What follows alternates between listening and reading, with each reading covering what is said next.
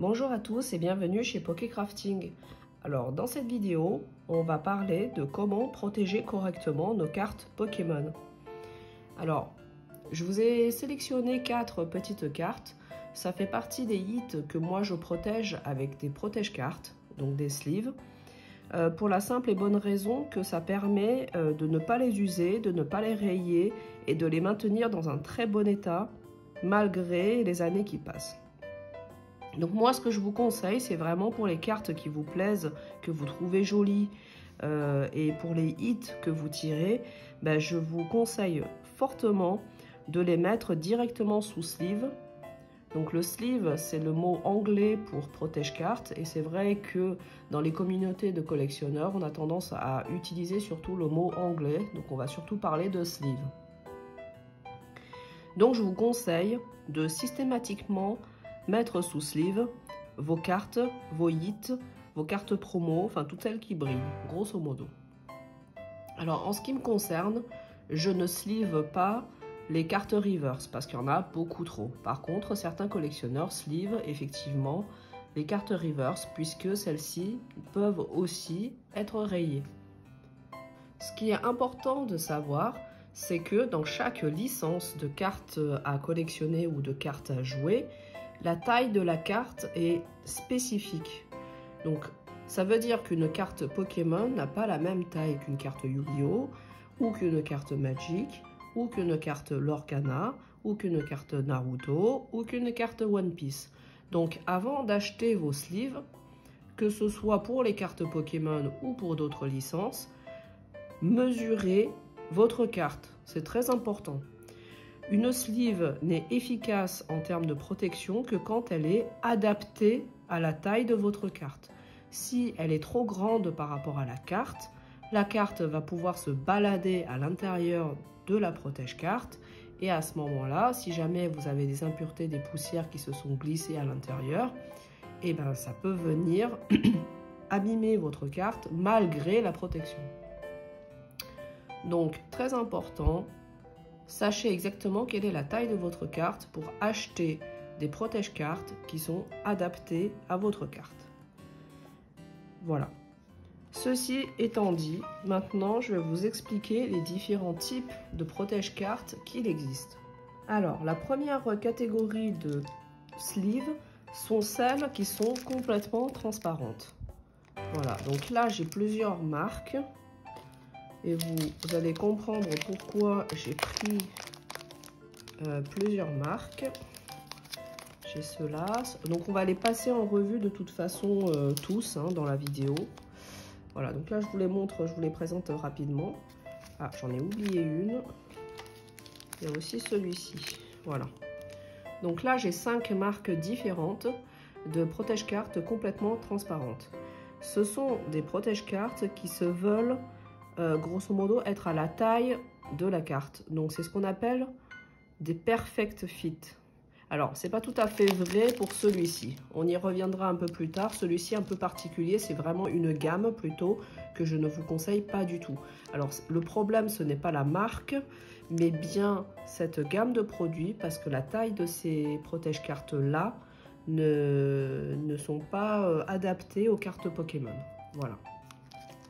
Donc, je l'enlève pour le moment. Grosso modo, il y a là, on a 4 marques différentes de protège-cartes qui sont vraiment adaptées aux cartes Pokémon. Ce sont des perfect fit.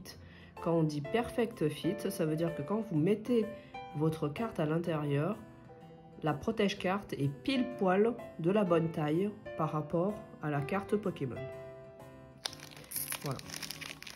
La deuxième catégorie de protège-cartes que je vais vous présenter sont celles qu'on trouve habituellement dans les ETB, dans les Elite Trainer Box. Donc là encore une fois, il y a une petite différence entre les anciennes extensions que j'ai dans la main gauche. Du coup, pour exemple, je vous ai pris les protège-cartes de EV 4.5 destinées à Paldea. Et dans ma main droite, j'ai celle de EV07 parce que vous verrez un peu plus tard dans la vidéo, ils ont fait un petit changement à partir de EV07 sur les protège-cartes qui est très apprécié par les collectionneurs et probablement aussi par les joueurs. Donc je vous montrerai la différence entre ces deux types de protège-cartes qui viennent des ETB des cartes Pokémon. Et ensuite, on va parler d'un autre type de protège-cartes qui sont celles qui sont en dur. Voilà. Donc on a ce qu'on appelle les top loaders comme celui-ci. Et on a tout ce qui est les boîtiers. Là pour le coup c'est le top du top en termes de protection. C'est des boîtiers à fermeture magnétique. Et là du coup c'est vraiment ultra bien protégé. Donc on va en parler rapidement. Mais ça c'est plutôt... Donc les boîtiers comme ceci sont plutôt des présentoirs. Les top loaders comme ceci, on peut les utiliser en tant que présentoir aussi, mais sont surtout utilisés quand on s'envoie des cartes Pokémon à l'unité, pour protéger parce que c'est relativement rigide. Voilà. Par contre, ces produits-là ne rentrent pas dans les classeurs de cartes. Alors, je sais qu'il existe aujourd'hui des classeurs qui prennent en fait les top loaders, voire des classeurs qui prennent, alors c'est pas ces boîtiers là mais les boîtiers de cartes gradées parce que c'est encore autre chose. Voilà. Je réenregistre l'audio parce que je me suis trompée la première fois. Donc les cartes Pokémon font 63 mm de large par 88 mm de haut. Donc au niveau des tailles des sleeves en perfect fit que vous devez prendre, vous devez prendre de la même taille, plus ou moins 1 mm. Parce que des fois, certaines marques, elles vont afficher la taille de la carte que vous devez mettre à l'intérieur de la sleeve et non pas la taille de la sleeve. Voilà, donc on va voir ça un peu plus tard. Donc retenez que il faut que vous preniez des sleeves de 63 par 88 ou de 64 par 89. Voilà. Plus grand que ça, la sleeve va être beaucoup trop grande pour votre carte Pokémon. Passons à la comparaison des différentes sleeves en perfect fit. Donc là, je vous ai placé de la droite vers la gauche, la sleeve la plus fine vers la sleeve la plus épaisse. C'est aussi à peu près l'ordre de prix, donc on a du moins cher au plus cher. Moi personnellement, mon style de sleeve préféré c'est celle japonaise, donc celle qui est plus à droite, et je vais vous expliquer pourquoi. Mais avant ça, je vais vous montrer directement le rendu de ces différentes sleeves pour que vous puissiez faire votre propre choix. Alors avant de commencer, je vais tout de suite parler du niveau de prix. Les sleeves japonaises, en fait, elles se trouvent sur le site amazon.fr, donc accessible en France. Elles se vendent par lot de 5 paquets, je crois. C'est des paquets de 100 sleeves. C'est des sleeves de 64 par 89 mm et c'est de l'ordre de 5 € le paquet, à peu près. Ces sleeves-là, en fait, elles viennent de Cultura. Donc, vous pouvez à la fois en trouver dans le magasin si vous avez de la chance. Sinon, c'est possible de les commander sur leur site internet. Ces sleeves-là, par contre, elles coûtent donc 4 €, enfin 3,99 € actuellement. Donc, je vais vous mettre aussi le lien en description. Et il faut bien aussi faire attention de bien prendre les 64 par 89 mm. Parce que chez Cultura, ils vendent aussi d'autres tailles de sleeves qui sont plus grandes. Et du coup, les sleeves plus grandes ne sont pas adaptées aux cartes Pokémon.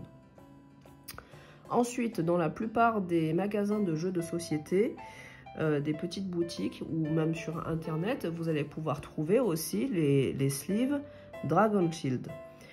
Donc ces sleeves là, moi je les ai eu à 5 € le paquet. Peut-être que vous pourrez le trouver à d'autres prix. Voilà.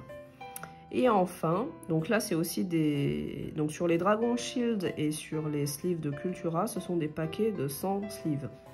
Et enfin, on a la dernière gamme que j'ai trouvée en France. Donc c'est Mayday Games. C'est assez récent apparemment comme marque.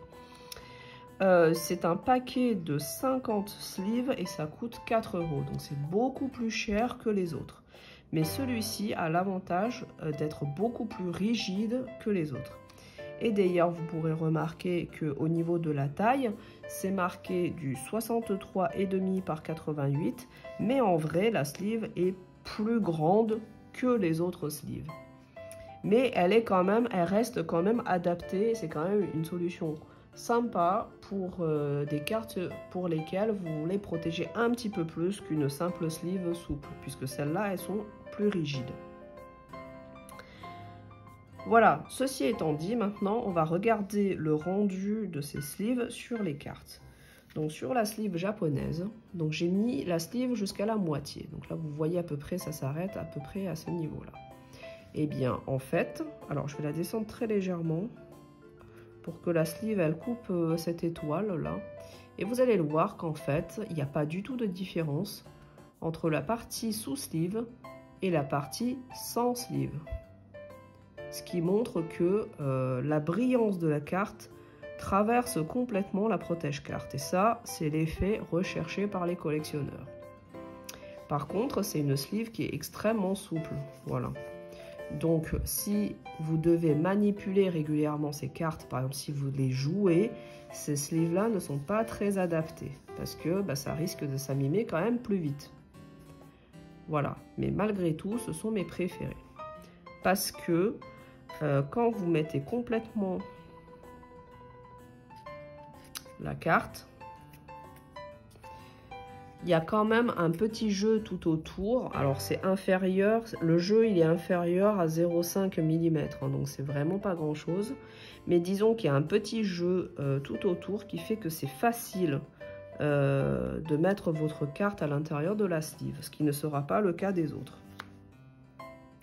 Je passe maintenant à la sleeve de Cultura. Donc c'est également une sleeve souple. Je dirais qu'au toucher, elle est très légèrement plus épaisse que la sleeve japonaise. Et là, au niveau de la brillance, de la même manière, en fait, il n'y a pas du tout. Alors, c'est vrai que sur cette carte holo, ça se voit pas facilement. En fait, on ne voit pas du tout non plus de différence de brillance. Voilà, j'ai un peu du mal. Alors, je sais pas, est-ce que comme ça, j'arriverai mieux? Là, je me montre mieux peut-être. Voilà. Donc, cette sleeve ne ternit pas non plus du tout la brillance des cartes, ce qui est génial. Par contre, elle est un tout petit peu plus dure à mettre. Alors, quand vous mettez les cartes dans les sleeves, allez-y tout doucement parce que si jamais vous pincez trop fort et qu'il y a une impureté qui s'est glissée en dessous, vous risquez de rayer votre carte en poussant votre carte dans la sleeve en fait. Donc allez-y doucement et si possible, prenez la carte, prenez la pochette plutôt par le côté et pas par la face en fait, si vous pouvez, parce que des fois vous allez voir que c'est pas possible. Voilà. Donc là, on a un petit peu moins de jeu que la sleeve japonaise, mais c'est à peine perceptible. Hein. Enfin, c'est vraiment... la différence n'est pas flagrante du tout. Hein. Voilà. Ensuite, vous avez la sleeve de Dragon Shield, qui est plus épaisse. Alors, je ne sais pas si vous arrivez à vous en rendre compte, mais bref, elle est légèrement plus épaisse que la sleeve de Cultura. Donc, un peu de meilleure qualité. Ah oui, d'ailleurs, j'ai oublié de le dire. La sleeve de Cultura a un défaut, moi qui m'embête beaucoup, c'est qu'en fait, elle est un peu rêche, c'est très léger, alors vous ne le sentez pas au toucher, mais quand vous le rangez dans un classeur, et des fois ça accroche un petit peu sur la pochette du classeur. Voilà. C'est le seul inconvénient de cette sleeve de Cultura. Bon. Donc revenons à la sleeve de Dragon Shield. Donc celle-ci, encore une fois, de la même manière, elle ne ternit pas la brillance des cartes. Voilà, donc c'est aussi une sleeve de très bonne qualité. Elle est un tout petit peu plus épaisse, elle est bien ajustée, elle ne ternit pas les cartes. Par contre, c'est un petit peu plus dur à mettre les cartes parce que en fait, elle est beaucoup plus ajustée. Il y a moins de jeu entre la carte et la protège-carte que les deux sleeves précédentes. Voilà. Ce qui m'amène quand même à un sujet, c'est que on a pu constater sur le bloc épée bouclier que dans certaines extensions de cartes d'épée bouclier, des fois on avait des cartes légèrement plus larges que la normale, mais c'est très léger. Ça doit même pas se jouer à un demi-millimètre. Mais du coup, ce petit défaut de taille de carte en largeur suffit pour que ces cartes, elles n'entrent pas dans cette sleeve là. Dans les deux précédentes, oui, il n'y a pas de souci parce qu'il y avait suffisamment de jeu, mais celle-ci, ça n'entre plus dedans. Si vous la rentrez dans cette sleeve, ça va être légèrement bombé. Donc ça, c'est gênant. Et c'est l'une des raisons pour laquelle je n'utilise pas et je n'achète pas ce type de sleeve parce que c'est beaucoup trop ajusté.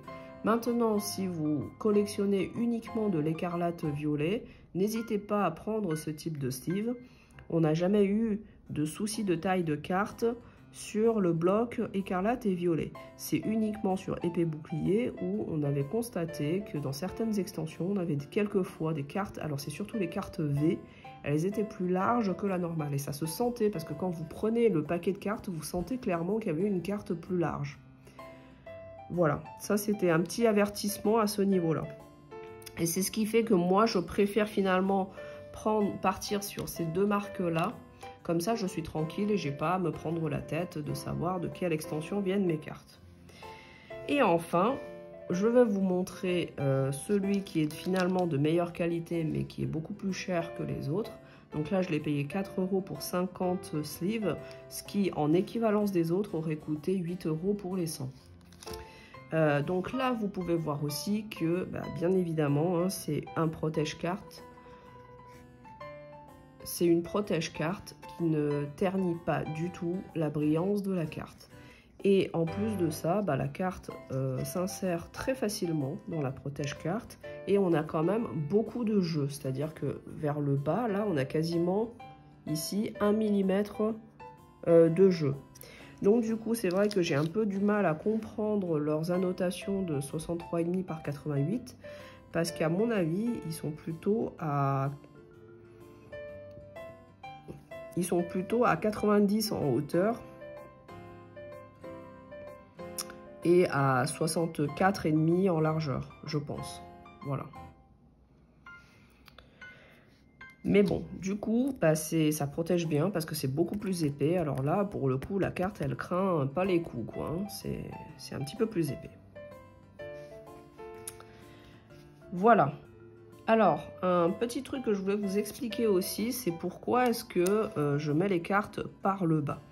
Alors ça, c'est un choix, vous faites ce que vous préférez. Moi, perso, j'aime bien en fait rentrer la carte par le bas parce qu'en fait, une fois que mes cartes sont sous sleeve, derrière, ils sont rangés en classeur et après, je les sors plus jamais de mes classeurs. Et du coup, pour les ranger en classeur, on le range du haut vers le bas. Et du coup, ça permet que ce côté-là soit fermé, donc par la sleeve, et que ce côté-là soit fermé par la pochette du classeur. Voilà, tout simplement. Si vous mettez la carte dans l'autre sens, vous aurez l'ouverture par le haut. Et finalement, si jamais il y a une goutte d'eau qui tombe sur votre classeur, ça peut s'infiltrer dans les protège-cartes. Et ça va faire plus de mal que de bien parce que les cartes Pokémon ne sont pas du tout résistantes à l'eau. Mais alors pas du tout, du tout, du tout. Donc méfiez-vous aussi si jamais vous achetez des cartes au marché aux puces et que vous avez un temps pluvieux. Une goutte d'eau, ça peut très très vite abîmer une carte, même quand vous l'essuyez tout de suite. Voilà. Et j'ai oublié de vous montrer aussi la différence de couleur entre les différentes sleeves. Donc là, je prends les 4. Donc ici, vous avez le Mayday Games, voilà, qui est de cette couleur-là. Ensuite, là, vous avez le Dragon Shield en deuxième. Ensuite, vous avez celui de Cultura, qui est un peu bleuté. Et enfin, celui de la marque japonaise. Voilà. Donc, ça vous donne un peu une idée. Là, on voit que par exemple, celui du Dragon Shield, il a une espèce de transparence, on va dire. Ou du moins une qualité de rendu qui est intermédiaire entre la japonaise et celle de Cultura. Et bien sûr, ce sont celles qui sont le plus neutres, qui sont la plus blanche, entre guillemets, hein, qui faussent le moins les couleurs de vos cartes. Mais honnêtement, sur ces 4 marques-là, c'est à peine, ce n'est pas perceptible en fait. Hein. Même moi, je m'en rends pas trop compte de ces différences de couleurs. On ne les voit que quand il y a beaucoup de pochettes qui sont empilées ensemble. Voilà, donc c'était juste pour vous montrer. Ça permet quand vous avez un paquet comme ça, si vous ne savez pas de quelle marque il s'agit, bah, des fois ça peut vous orienter. Alors maintenant qu'on a parlé de ce qu'il fallait choisir comme type de sleeve, maintenant passons à ce qu'il ne faut pas choisir comme type de sleeve. Alors, cette gamme, alors je parle bien de la gamme hein, et non pas de la marque, parce que la marque Ultra Pro est une très bonne marque de protège-carte, mais cette gamme de sleeve, elle est plutôt conçue pour les cartes de football américain et d'autres cartes qui sont plus grandes que les cartes Pokémon. Donc je ne vous conseille vraiment pas ces pochettes de cartes, même si ce sont vraiment les premiers prix. Enfin, là, pour une pochette de 100 sleeves, ça coûte dans les... Alors, de mémoire, ça doit être dans les 2,40 € ou 2,60 €. Peut-être que le prix a un petit peu monté depuis, mais en tout cas, c'est aux alentours de 3 €, pas plus. Donc, du coup, c'est pas cher, mais par contre, ça ne permet pas une protection optimale de vos cartes. Donc, je vais vous montrer ça. J'ai ressorti la carte neuve de sa sleeve. Et en fait, quand vous la mettez... Alors, déjà... Elle est très très fine, elle est plus fine que la protège-carte japonaise. Et quand vous mettez une carte dedans, vous voyez qu'il y a énormément de jeux autour. Voilà. Le haut est là, le côté il s'arrête là. Voilà, donc il y a énormément de jeux. Ce qui fait que la carte, elle se balade facilement à l'intérieur de la sleeve. Et du coup, bah, si jamais vous avez une impureté qui s'est glissée dedans, bah, ça va quand même vous abîmez votre carte. Et en plus de ça, si vous la prenez genre par un coin, vous secouez un peu, vous voyez que la carte, elle a tendance à sortir de la sleeve. Donc c'est pas terrible. Et de même, si jamais vous jouez vos cartes, bah là, le fait qu'il y ait une partie qui soit vide, ça va être vraiment la galère pour mélanger les cartes, pour les tirer, etc. Ça sera vraiment pas agréable. Donc, je ne vous conseille pas du tout ce genre de sleeve. Je ne vous conseille pas du tout ce genre de sleeve pour protéger les cartes. Par contre, ça peut être une très très bonne solution quand vous envoyez des cartes à l'échange ou quand vous mettez d'autres choses à protéger. Alors typiquement, moi j'utilise ces sleeves là pour protéger les jetons. Je mets les jetons dedans, je plie, je scotche et après je mets le jeton, je le classe soit dans une boîte, soit dans un classeur. Voilà, le fait qu'il y ait de la marge sur ces pochettes, ça permet justement de pouvoir empiler plusieurs cartes et de les mettre à l'intérieur. Alors, je ne sais pas si je vais arriver avec les autres sleeves parce qu'elles prennent un peu de place en largeur. Voilà. Vous voyez là même avec les autres sleeves, je peux quand même les mettre toutes les trois dedans. Donc ça, c'est vraiment top pour envoyer des cartes à quelqu'un.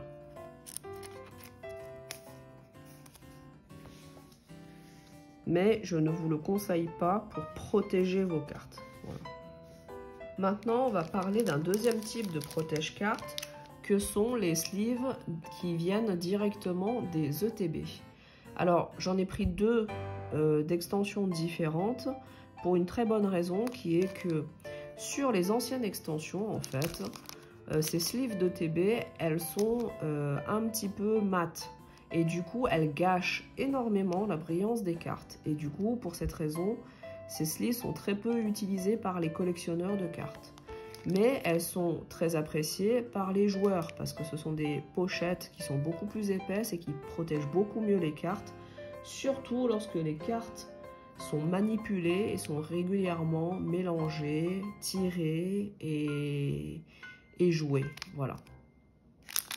Depuis l'extension couronne stellaire EV07, ils ont corrigé ce problème et les protège-cartes sont de nouveau devenues complètement transparentes et du coup, bah, ça ne gâche plus du tout la brillance des cartes. Donc ça, c'est un très bon point et du coup, je pense que ce type de sleeve sera de plus en plus utilisé par les collectionneurs. Donc je vais vous montrer ce que ça va donner quand on les met dans ce type de pochette pour que vous puissiez vous-même apprécier la différence.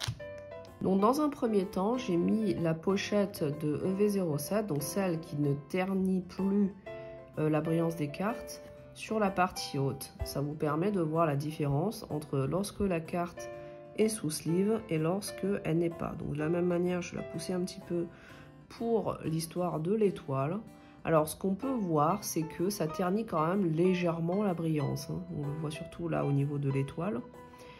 C'est léger, ça reste léger et ça reste très acceptable. Enfin, je veux dire, la brillance de la carte reste très acceptable, même si ça ternit un petit peu.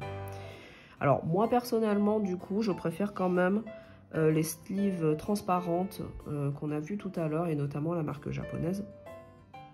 Parce que j'aime pas du tout quand les effets de la carte sont atténués, même légèrement. Enfin voilà, je préfère qu'elles ne soient pas du tout atténuées.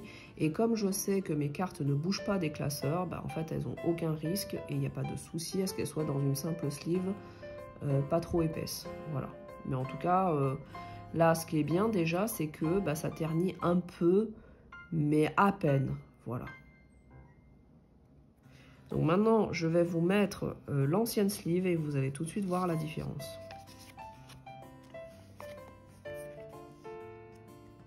Donc sur la partie basse, on a l'ancienne sleeve. Et du coup, vous voyez, là pour le coup, la brillance et les textures de cartes sont vraiment atténuées en fait par la pochette. Parce que il y a une espèce de transparence mat. Enfin, il y a une espèce d'effet mat dessus. Et du coup, je trouve que c'est pas terrible et que c'est dommage. Parce que les cartes elles sont quand même super jolies et en fait ces anciennes sleeves ne leur rendent vraiment pas honneur quoi. Voilà.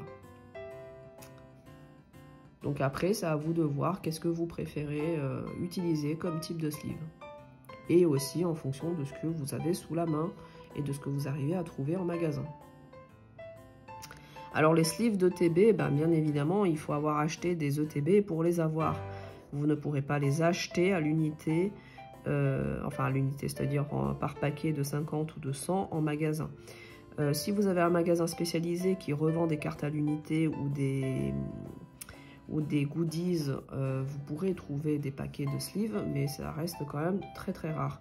Après, il faut savoir que les marques comme Ultra Pro, alors Ultra Pro, voilà, les marques comme Ultra Pro chez eux, en fait ils font des sleeves de ce type là avec en fait un arrière d'une couleur par exemple unie.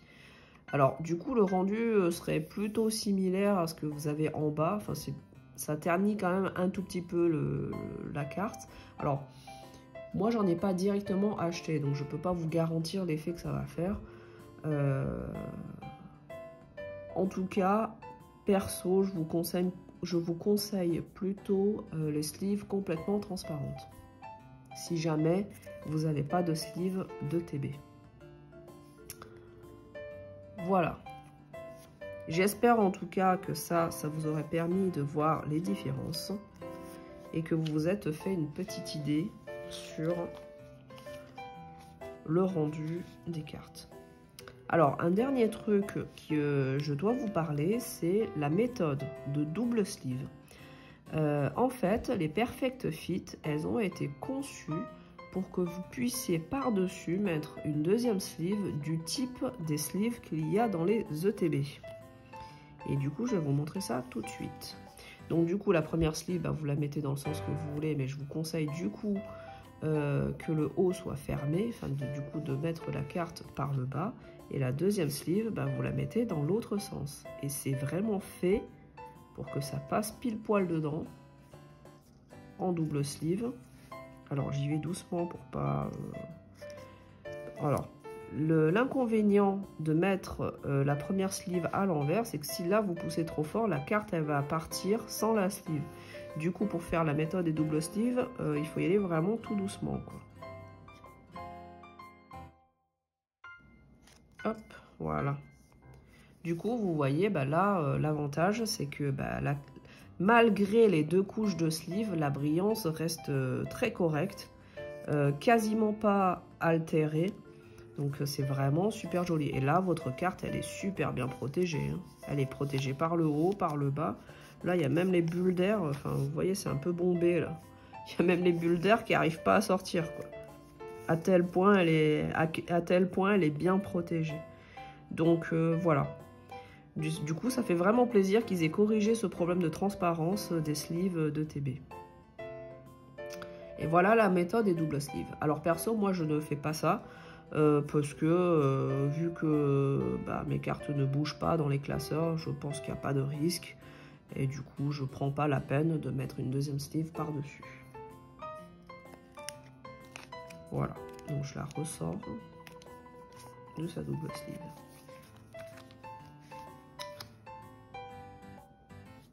Maintenant, on va passer aux protections vraiment dites que moi j'appelle des protections rigides.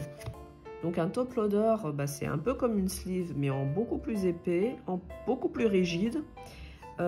Du coup, vous avez donc une ouverture là. C'est très rigide, hein. C'est-à-dire que, vous voyez, là, si j'essaye... il faut quand même forcer un peu pour arriver à la tordre. Voilà. Donc vous avez juste une ouverture par le haut. Alors effectivement, quand vous mettez sous double sleeve, vous avez tout intérêt à rentrer la carte par le bas de la toute première sleeve. Donc là, on est sur une méthode de double sleeve. Du coup, donc là, vous mettez simplement votre carte dedans. Alors, en fait, vous voyez, là, ça reste coincé. Donc vous tapotez un peu. Et là, votre carte, elle est centrée. Enfin, elle est centrée en hauteur. Après, si vous voulez la centrer en gauche-droite, faut tapoter un peu jusqu'à ce que vous ayez le bon positionnement. Voilà.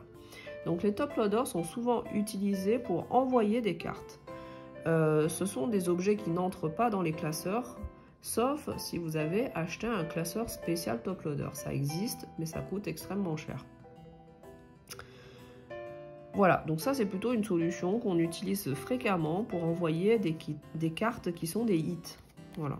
Généralement les cartes communes on les envoie juste sous pochette classique et les cartes qui commencent à être des hits, par précaution on les met dans ce type de protège-carte et bien sûr on met un scotch par dessus parce que dans l'enveloppe comme ça se balade, vous n'êtes jamais à l'abri que la carte elle sorte de la protège-carte, ce qui serait très dommage. Mais en tout cas, ça va éviter que l'enveloppe soit pliée. Après, des fois, ça peut ne pas être suffisant. Moi, perso, j'ai jamais eu de mauvaise surprise avec les top loaders, mais j'imagine que vu que c'est quand même encore un peu souple, c'est tout à fait possible qu'on puisse avoir des accidents, même avec ça. Donc, quand vous envoyez une grosse carte, mettez un carton par-dessus. C'est quand même beaucoup mieux.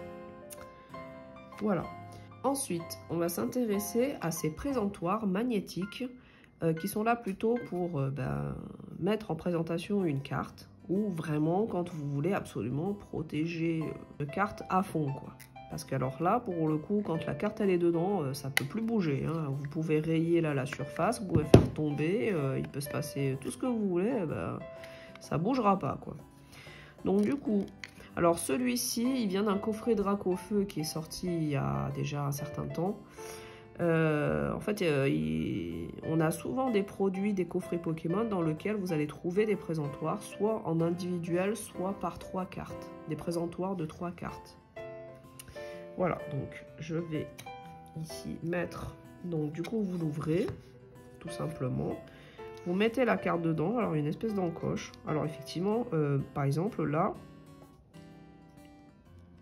Ce qui est un peu embêtant, c'est que ma sleeve, alors là c'est la sleeve de Mayday Games, donc les comme ça là, qui sont un peu plus grandes que les autres, et là c'est embêtant parce que la sleeve, elle rentre pas dans l'encoche.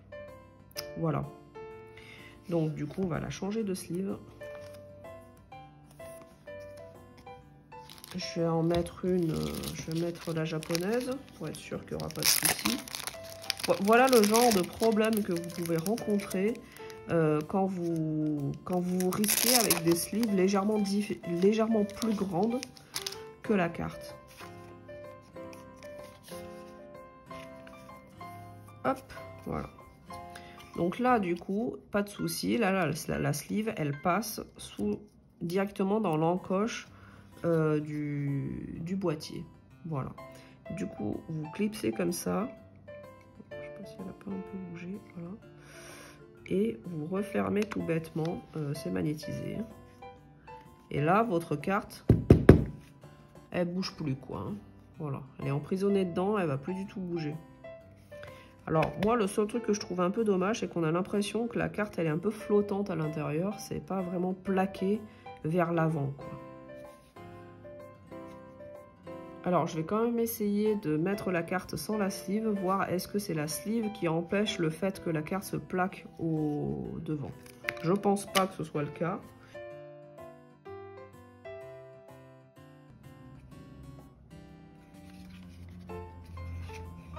Bon, du coup, même sans la sleeve, il y a cette impression que la carte, elle flotte un peu ou elle tombe un peu à l'arrière. C'est un peu dommage. Le mieux, ça aurait été qu'elle soit plutôt plaquée à l'avant, en fait.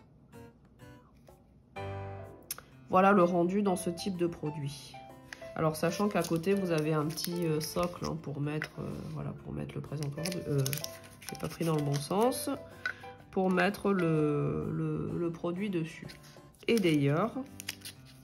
je vous ferai remarquer que ces présentoirs sont systématiquement fabriqués par Ultra Pro. Voilà. Alors, à côté de ça, on a le même système de boîtier. Là, pour le coup, qui vient de Ultimate Guard. Alors, qui sont la même marque qui font les sleeves chez Cultura. Ceux-là, vous pouvez trouver facilement à l'achat à l'unité. Alors que ceux-là, en fait, ils sont uniquement dans les coffrets. Donc, si vous prenez jamais de coffret, ben, vous n'aurez jamais ce genre de présentoir. Alors, ça se présente exactement de la même manière. Hop, hop. Voilà, avec une carte à l'intérieur. Et du coup, bah, la même manière, hein, vous avez l'encoche, vous pouvez mettre la carte dedans.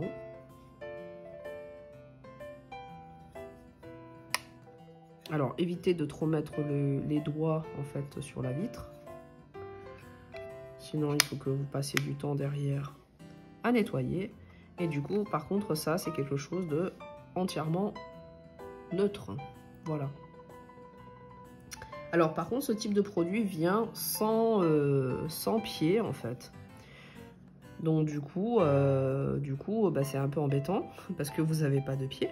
Voilà. Et par contre, je trouve que le rendu est meilleur parce qu'on n'a pas l'impression que cette carte, elle flotte à l'intérieur. Et d'ailleurs, je pense que je l'ai mise à l'envers puisqu'on voit la marque ici. Donc, ça doit être ce côté-là, le côté, le devant. Donc, je vais rectifier ça tout de suite. Voilà,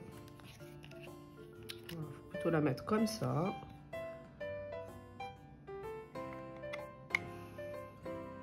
Clac. Voilà, le rendu est vraiment meilleur, je trouve, que les Ultra Pro. Hein. Voilà, pour comparaison. Moi, perso, je préfère celui-ci. Alors, par contre, ce que je disais, c'est que ça vient sans socle.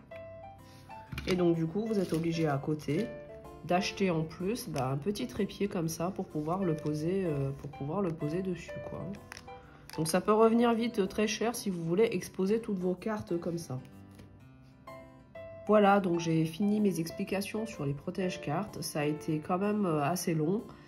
J'espère que je ne vous ai pas perdu en route et que mes explications étaient claires. J'espère que ça vous a aidé et que ça vous a permis d'orienter vos choix et que maintenant, vous savez ce qu'il vous reste à faire pour bien protéger votre collection de cartes Pokémon. Si jamais vous avez d'autres questions, n'hésitez pas à me le dire en commentaire et à ce moment-là, je vous ferai un petit complément. Quant à moi, je vous dis à la prochaine pour une nouvelle vidéo. Allez, ciao ciao tout le monde!